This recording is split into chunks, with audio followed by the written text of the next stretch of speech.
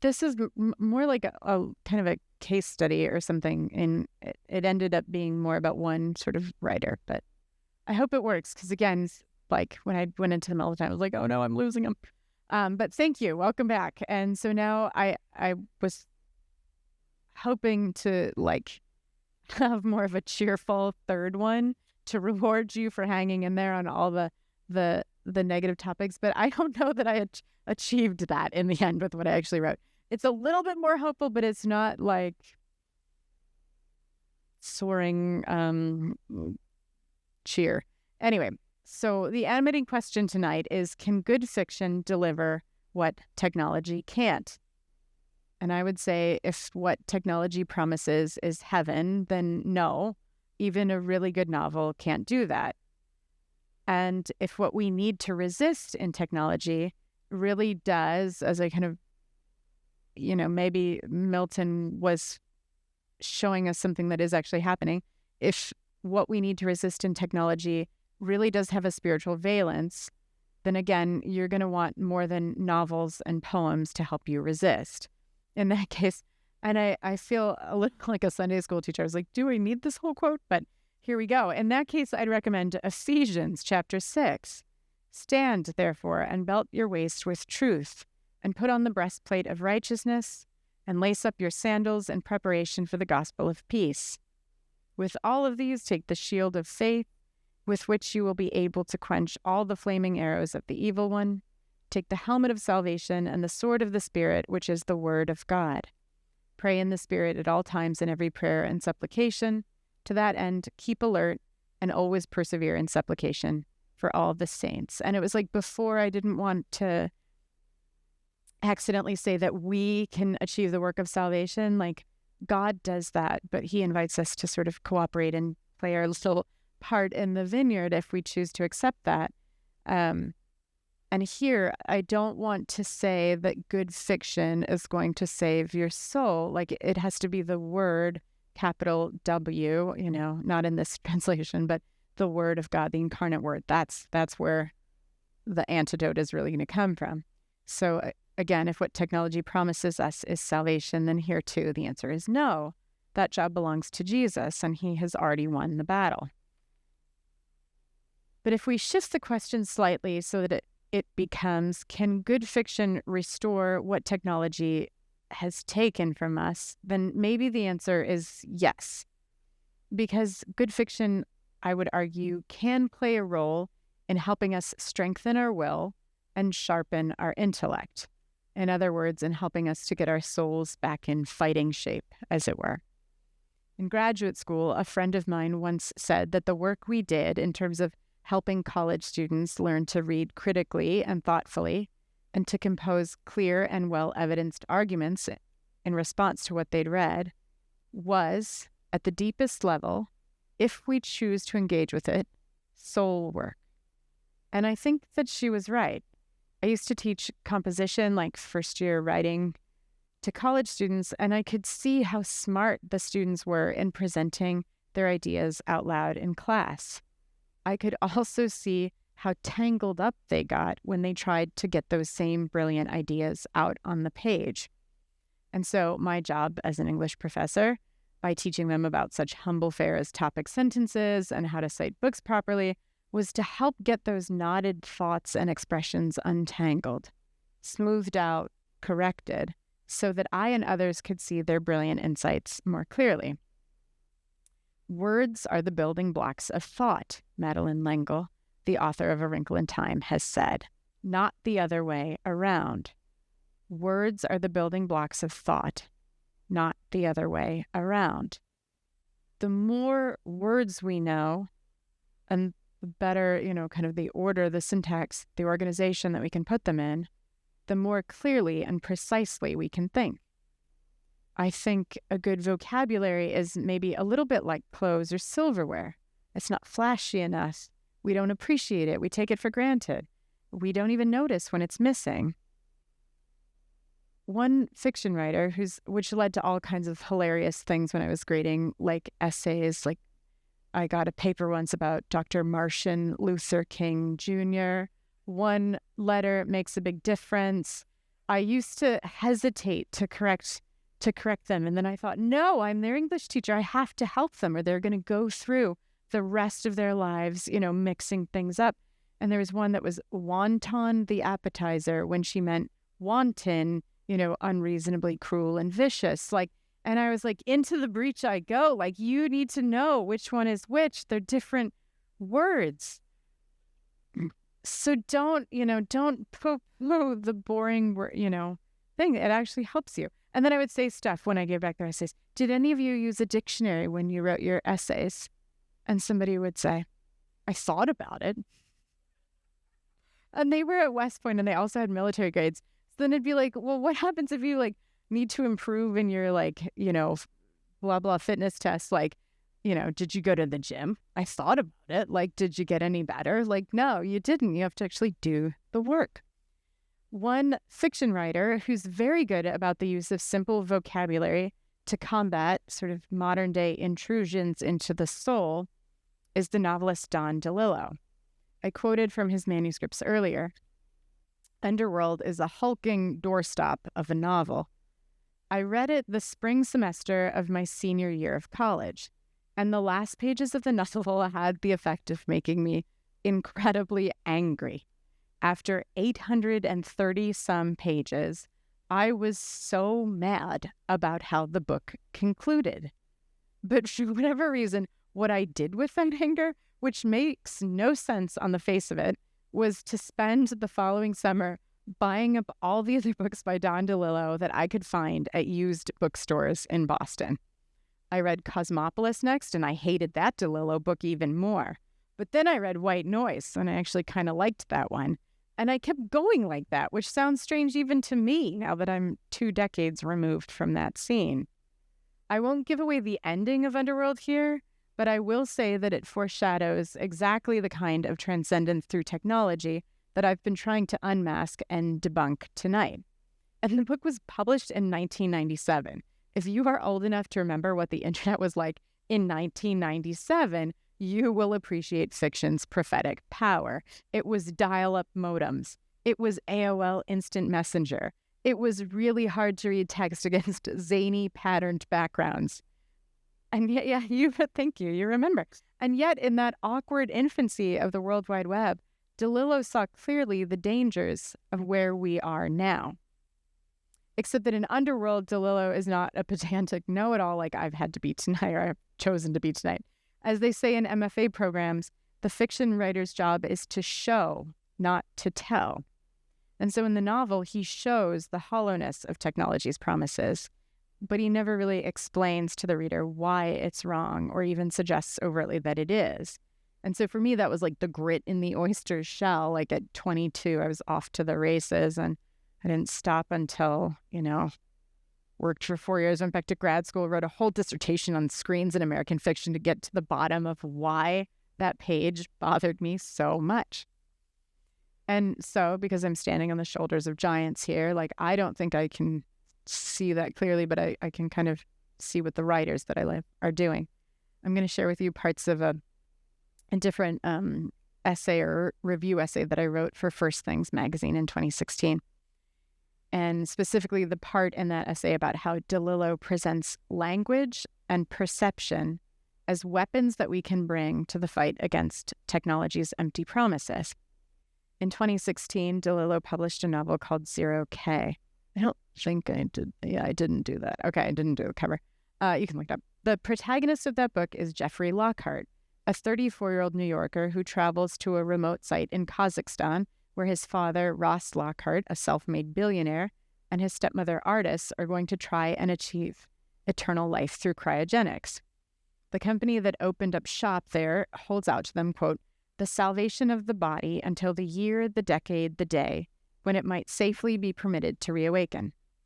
Artis is terminally ill. Ross isn't sick at all, but he ends up deciding that he'll follow his wife into the cryogenic heaven anyway. So basically, the plot of the novel is a lot like what Dmitry Itzkov and Brian Johnson are doing or trying to do in real life.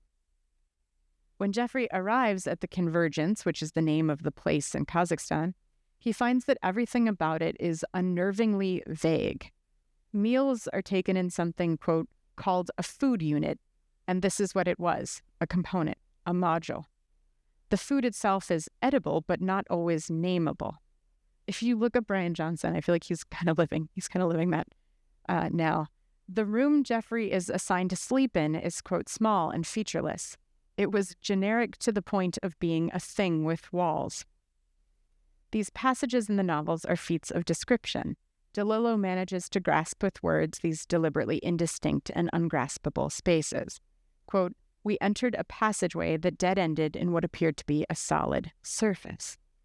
And if you want like a different image for the standardization and the way that there's like a boring featurelessness, like, again, I've checked out of pop culture, but I used to watch a lot of like HGTV, and every house, right? It's like the grayish, like they'd turn it all.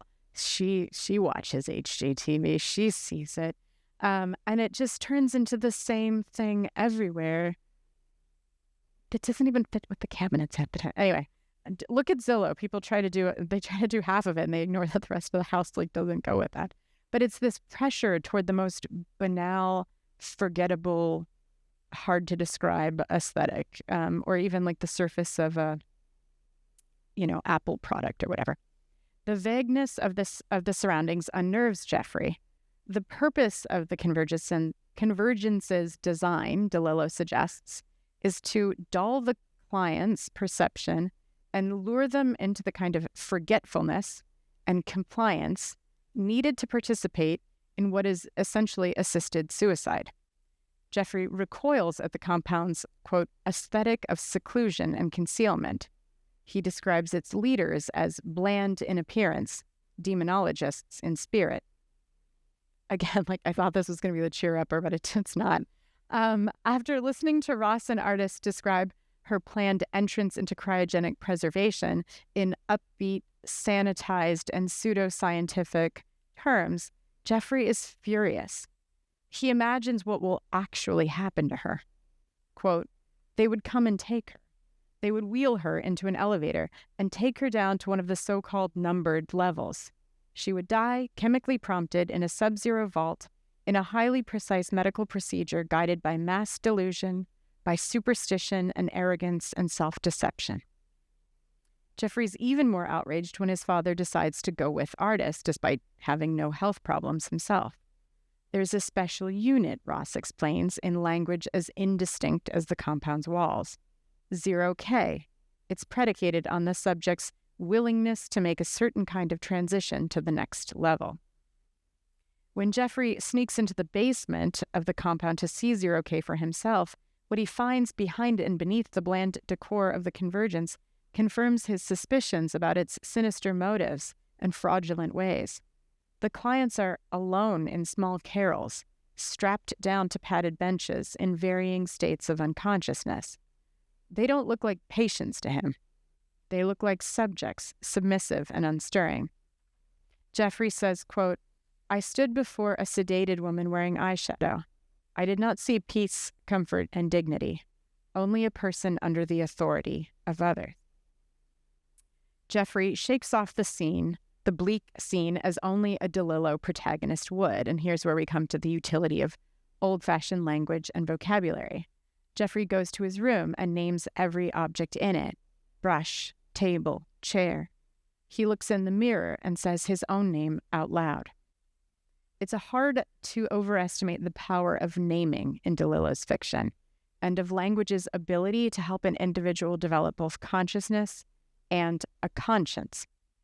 In Underworld, the book that was so important for me, there is a pivotal scene in which a Jesuit priest sits down with the protagonist, Nick Shea, when Nick is a young man. And he asks Nick to name all the parts of a shoe: the cuff, the counter, the welt, the vamp, the aglet, the grommet. And I quote, everyday things represent the most overlooked knowledge, Father Paulus tells Nick. These names are vital to your progress, quotidian things. If they weren't important, we wouldn't use such a glorious Latinate word. Say it, he said. After this vocabulary lesson, the priest asks more or less rhetorically whether Nick has recently signed a petition in support of Senator Joseph McCarthy. Ashamed, Nick admits that he did, but only because the others with him were signing it too. The priest indicates his disappointment. He says, "So you signed. The others were shitting, Father, so I shat." But Father Paulus refrains from any further advice. To do so would be superfluous. The seeds for Nick's progress have already been sown, and if he's going to work out the difference between right and wrong in any kind of meaningful and lasting way, he has to do it on his own. Nick leaves eager to look up words. I'm going to skip the swear word this time. I've put enough quarters into the swear jar today. Quote, "I wanted to look up velleity and quotidian and memorize the words for all time, spell them, learn them, pronounce them syllable by syllable, vocalize, phonate, utter the sounds, say the words for all their worth. This is the only way in the world you can escape the things that made you." Language gives Nick the raw materials to begin establishing a sense of self, to learn how to differentiate his views from those of the group, and to discern and heed the call of his own individual conscience. Geoffrey Lockhart, too, is driven to the dictionary at a formative age, not by a priest, but by his parents' acrimonious marriage and divorce. Once when they were still married, my father called my mother a fishwife. This may have been a joke, but it sent me to the dictionary to look up the word. Coarse woman, a shrew. I had to look up shrew, a scold, a nag, from Old English for shrew mouse. I had to look up shrew mouse. The book sent me back to shrew, sense one, a small insectivorous mammal. I had to look up insectivorous. The book said it meant feeding on insects, from Latin insectus for insect, plus Latin vora for vorus. I had to look up vorus. Later, Geoffrey sets himself the challenge of making up his own definitions. He starts with a lint roller and quickly progresses to concepts. Define loyalty, define truth. I had to stop before it killed me. But a facility for language doesn't kill him. Instead, it provides him with a way, years later, to resist the siren song of the convergence. Sitting in the food unit, Geoffrey realizes that in order to stay sane in Kazakhstan, quote, every act I engaged in had to be articulated at some level, had to be performed with the words intact. I could not chew or swallow without thinking of chew and swallow. Perception, like articulation, also helps Geoffrey to maintain a sense of self, sanity, and perspective at the convergence. It's in a place designed to make you forget everything from your own name to the fact of your mortality. Geoffrey is constantly searching for physical specificity and for a window, two different routes back to reality. In this way, too, DeLillo quietly fosters a wonder for quotidian things.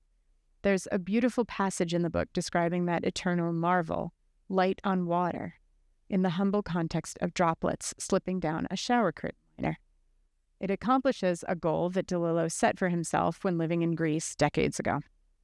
His time in Greece, he told an interviewer in 1993, marked the beginning of a new dedication to language and a new seriousness for him as a writer. Since then, he told the interviewer, he has, quote, worked to find a clarity of prose that might serve as an equivalent to the clear light of those Aegean islands. And he has found that. If you read Zero K, you will be forced afterwards, at least once, to really pay attention the next time you shower. And you're like, oh, wow, they are kind of beautiful, the droplets on the shower curtain. And I read it in 2016, so, like, do I marvel at the shower curtain with wonder now? No, I don't. But even that it makes you see it once, I think counts for something. When there are words that help you to perceive the world in a different way. Saul Bellow in his novel Seize the Day, if anyone's taken the Picturing the Good through Recent American Fiction course, he has this thing about glass of water on a table. It is a hoop of light. It is an angel's mouth. The sort of not the shadow, but the light that comes through. And I don't remember the shower thing, but I think of that. It is a hoop of light. It is an angel's mouth. Every time the sun catches the light of, like, a bottle of water or a glass now. So I think that's something that fiction can do that's really beautiful. And I don't know what the word for that would be, but something to do with perception. DeLillo suggests in Zero K and in his other books that it is of such moments of conscious perception and appreciation that a life is made. There's one other moment in Zero K that I think is really beautiful, and I'm offering it to you now, maybe like, either a flower or a dead mouse that the cat brings in as a present. Because on days when the news is really bad, like when the headlines make me start to wonder if anywhere is still safe and if anything is still sacred, these words from Zero K have floated into my mind. And when they do, for a moment at least, I really do feel comforted. This passage comes from later in the book when Jeffrey is back in New York City and he has a new girlfriend and they've settled into not a perfect life, but a good one. And I quote, "Know the moment, feel the gliding hand, gather all the forgettable fragments, fresh towels on the racks, nice new bar of soap, clean sheets on the bed, her bed, our blue sheets. This was all I needed to take me day to day, and I tried to think of these days and nights as the hushed countermand, ours, to the widespread belief that the future, everybody's, will be worse than the past."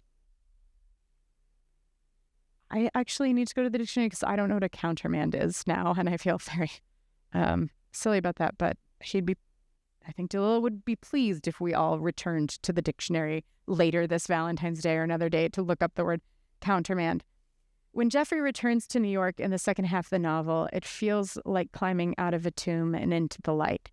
There are pedestrians and taxi drivers, kebab carts and revolving doors, and Jeffrey revels in the low-tech humanity of it all. He wants to pay cash, turn off the TV screens and taxis, stop using his credit card entirely. And out of humble things and colorful things, new soap, fresh laundry, they build a home and a life. So that's just one example of how I think reading fiction can be soul work if we choose to engage with it. Zero K, again, is not going to get anyone to heaven on its own, but if the book encourages someone to look around with their eyes wide open, and not wide open in fear, but wide open in gratitude and wonder, then that's a start.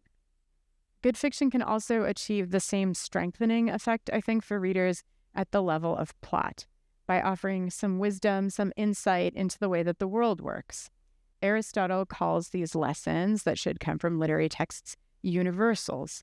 They're lessons in probability or necessity.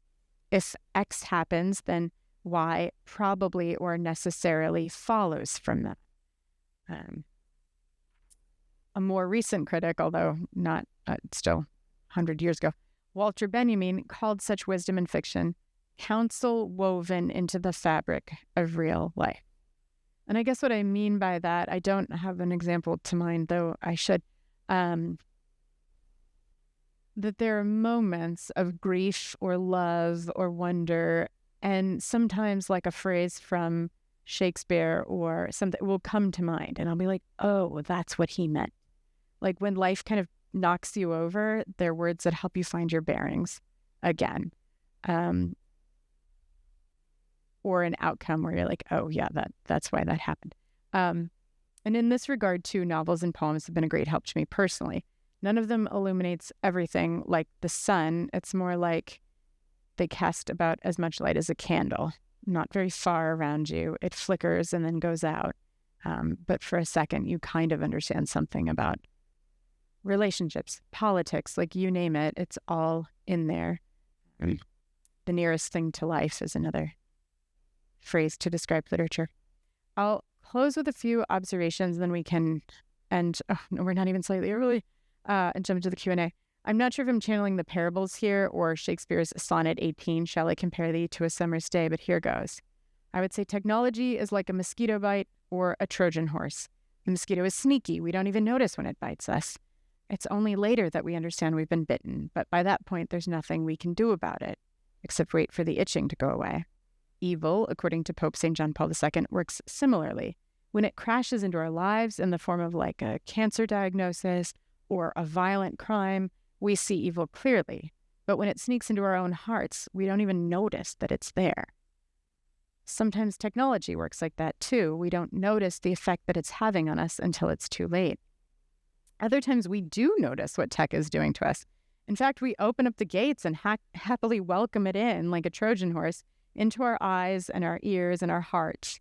We think maybe, how lucky to have been born in an age of free-flowing knowledge. Only later, after we've already let Alexa into our houses and whatever's on the internet into our minds and hearts, do we find out that maybe it wasn't a gift after all, but a weapon, a stratagem of enemy forces. Good fiction is more like bad-tasting medicine or an MMR vaccine. Maybe it doesn't suit your tastes. Maybe it actually hurts to start reading that takes some thought work and soul work after a long time out of practice. But if you have the self-discipline to overcome that initial resistance, it changes. And most of the time, it's not hard. Like, I'm not making a pitch for organic chemistry, although if you are an organic chemistry professor, I have a lot of respect for what you do. But, this really is the fun stuff. But once you get going, it just gets easier and easier. A couple more thoughts that are just more provocations than proofs. One, fiction, I would argue, is a vehicle for transferring experience, and technology is a vehicle for replacing it. Fiction tells us how the world works, and then we turn the last page, whether it's with sadness or relief, and we go out into the world armed with wisdom. Technology, by contrast, never wants to let us go. There's no stopping point. There's just that endless scrolling. Technology promises us answers to potentially everything, but it often ends up delivering only incoherence and noise. Fiction makes the reverse move. The indeterminacy of good fiction means that we often have to start with confusion. What does that poem mean? What does that image reveal? But after some contemplation, the reader is led to wisdom and truth. And even when we reread it at different times, different truths, it changes and grows with us. And perhaps the last case that I'd make is that the work of discerning the universals contained in words, lowercase w, can be good practice for spiritual discernment. 2, for leading us toward the word. And this is a passage from my book. Perhaps the flickers of meaning and transcendence that we find in literature are designed to guide us, patiently and at our own pace, toward an encounter with Christ, the incarnate Word, in whom content and form are perfectly united, and through whom all things were made. Thank you. Those block quotes really eat up time. No, that's great. Right. We've got a few minutes left for questions. We're going right here. Colleague wants to do it. She's running, she's sprinting. Thanks, Susan. Thank you so much. I teach high school English, so I'm as passionate about preserving the written word as anyone I know.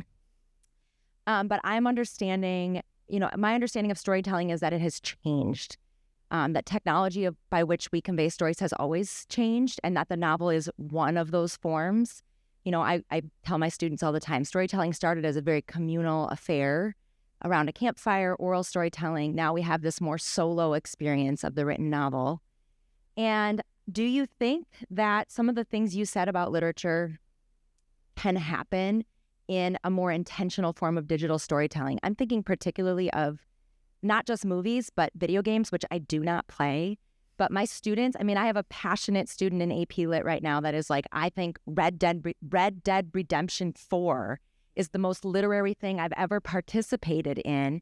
And to me, the way he talks about it almost sounds like that communal campfire storytelling experience where you're participating in this really active way. And so do you see a difference between like the mindless, incoherent scrolling and the intentional experience of a movie or a video game like that?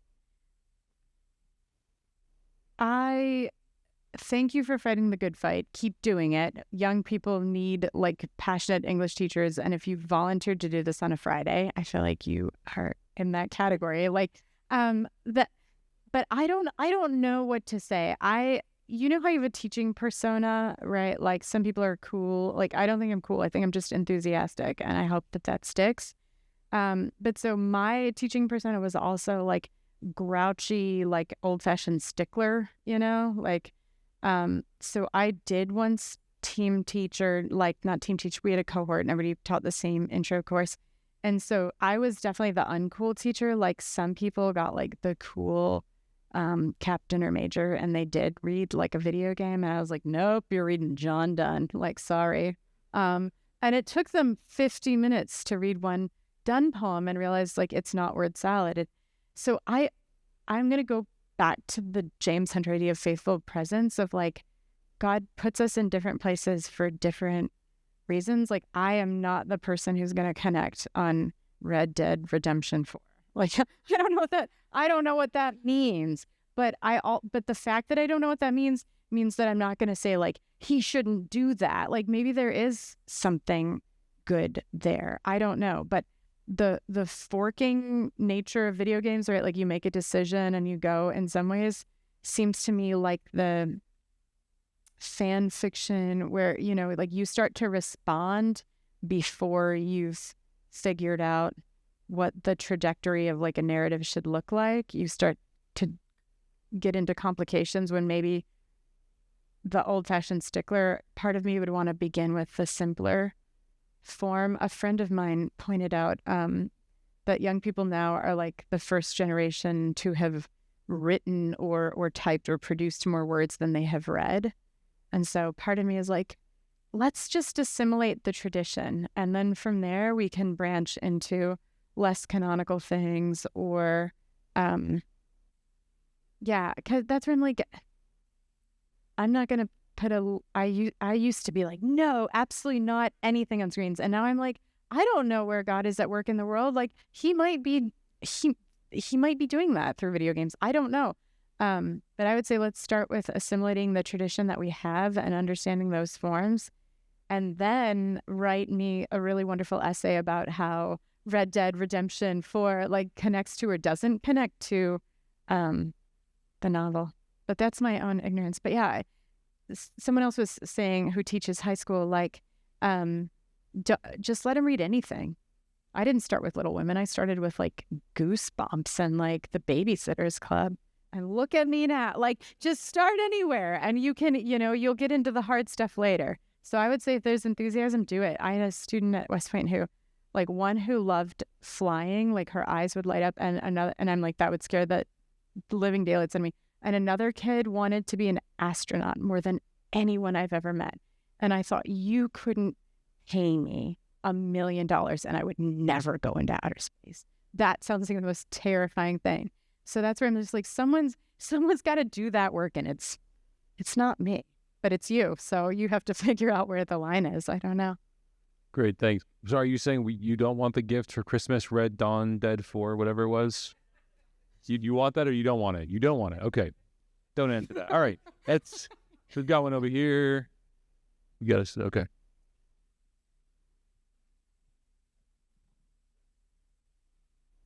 Hi.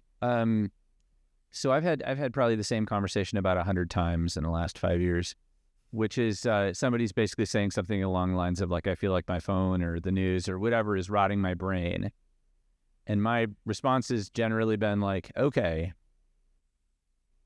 if you feel like that, let's figure out some kind of tangible limitation that we can put on this thing that you feel trapped by. And together, I'll do it with you. We'll figure out how to create some space from that thing. And when I say that, I get to watch their facial expressions.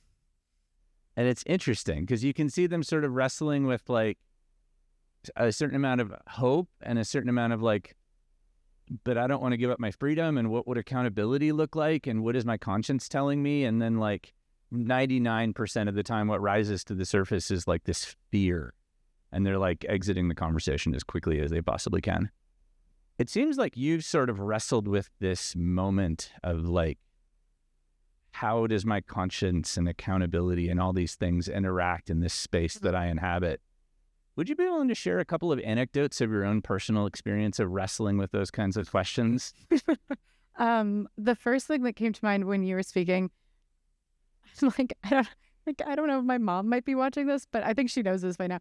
Like, I used to smoke cigarettes and I loved it. It was so fun and cool. Like, and I think phones actually took the role of cigarettes, because you used to be in a bar or a restaurant, and if you were waiting for somebody, you were like, I have a reason to be here. Look at me. Like, I'm, you know, like it kept you company and you had a reason to be there. And now you're just like, the phone is taking that role.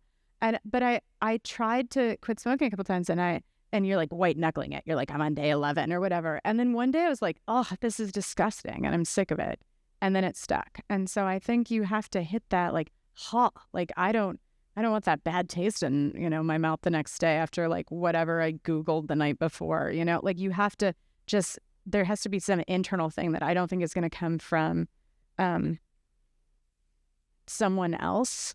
And I think the accountability and the like, who is facing us, I think if you grow in faith, then you are kind of aware that like God is always watching. And I don't mean punitively, I mean like lovingly encouraging us to, fill that time better.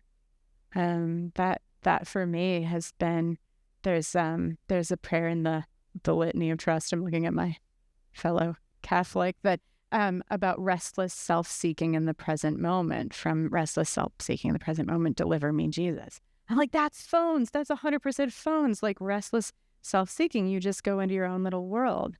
And I think so something is about that appetite has to change. Like you have to realize I don't want another mouthful of dust. And also the recognition that maybe the face that we have to be prepared to meet is God's and not, if Devin said like, knock it off with your Twitter or whatever, which he wouldn't do. He's my office mate. But, if somebody said that, I'd be like, leave me alone, buddy. Like I know how to manage my Twitter usage, but I think if I hear a voice from, not like a voice, but like if I have the internal conscience sense of like, you could do something better with the next 5 minutes. You could put it down and read an actual book, or you could call a friend, or you could,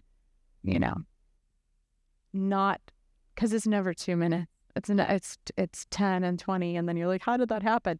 I think it's realizing that there are better things and you deserve them, like not a punitive thing, and there are better things and you could do them. That there's like a way to be upheld. That's like a deeply personal question. I hope you still respect me that I, C.S. Lewis smoked. It's okay. Yeah. Great. Cassandra, thank you. We're out of time. Let's thank our speaker.